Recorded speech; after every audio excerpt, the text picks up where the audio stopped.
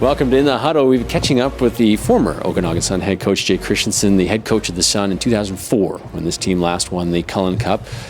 Boy, it's a lot of change, a lot of time has passed, hasn't it, from 04 to now? Absolutely. A lot of players have come and gone. The number of coaches have come and gone. So, completely different look, completely different feel, but excited to be back for sure. Yeah. How's the game changed in your mind from 04, that 04 team that won, to now 2015?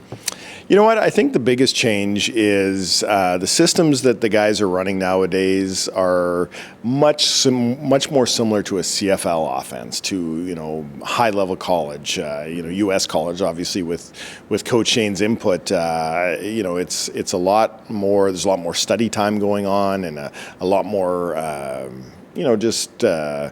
Pre-game stuff that goes into it to allow them to run those different systems where, back in 2004, it was a little bit more basic. It was a little bit more, skill-oriented rather than, I almost say gunslinger. All this zone read and the different plays that they're running nowadays is a lot more pro-like than maybe back then.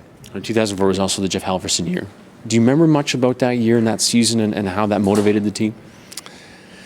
Yeah, it was a special year for, not a great reason, but, I still think, about him all the time and the type of player he was, the type of person he was, the family man that he was, and the impact that he had on that team.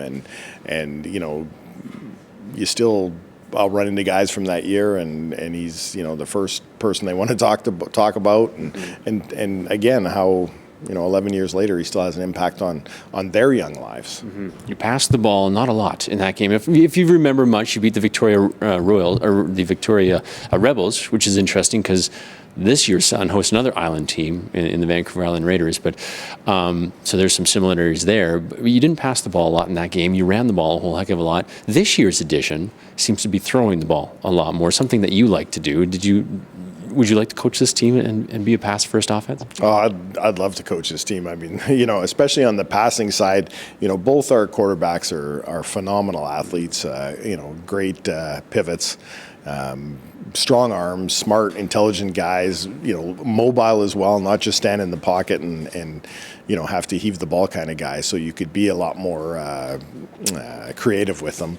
And I have never seen a receiving core like that they've put together, or Shane's put together this year. I mean, the depth is, we're 9, 10, 11, 12 guys deep of players that could start for anybody in this league. Yeah. And,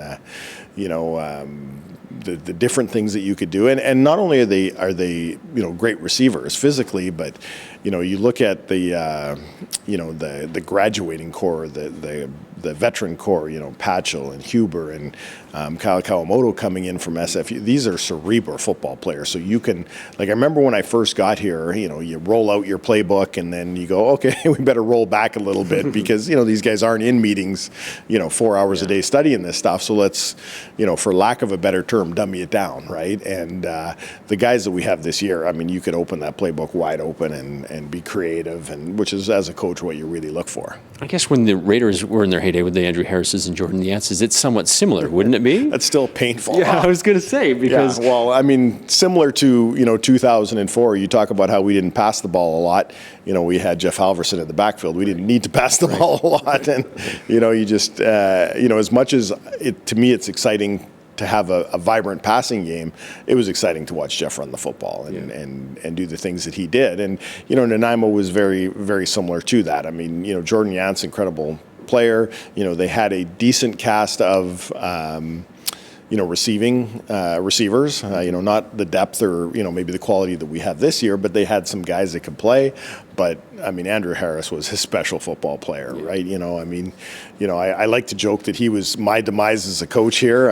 We just couldn't stop him, but, there's coaches at every level that are still pulling their hair out, not able to stop a guy like that. So, it was a different time. It was more of a running, it was more what junior football used to be, which is, more of a run to set up the pass kind of offense. I think we kind of started to change that with Zach and different guys like that, Zach Silverman back in 2000, where, we started to throw first. But that's much more prevalent now.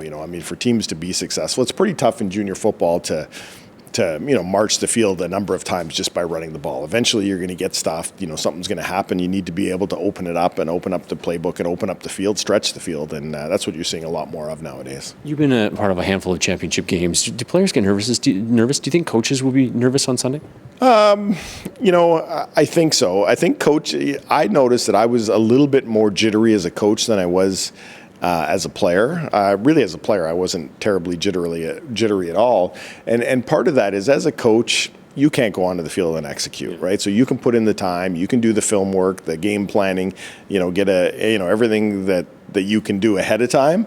But once the whistle blows, it's really up to those guys, right? And it's sometimes tough to watch them go out there and really hope that they can do the job that you've trained them to do. So I used to find coaching a little bit nerve-wracking. I mean, you really had to work hard to keep that under control because as a coach, you can't look nervous or then it unravels pretty quick. But as a player, I was pretty relaxed. I mean, I love playing, and I look forward to it. And the bigger the game, the better, right? And you were certainly excited to play. You could tell it wasn't the same old, sixth game of the season, and that there was something on the line. And one of the things that always motivated me as a player was the fact that if you don't pull this off, you're done, right? I don't want to be done. So it was kind of extra motivation to play well. Let's see what happens Sunday. Thanks for doing this. It's going to be an exciting one. Jay Christensen, the last head coach of the Okanagan Sun to win a Cullen Cup. Things may change on Sunday.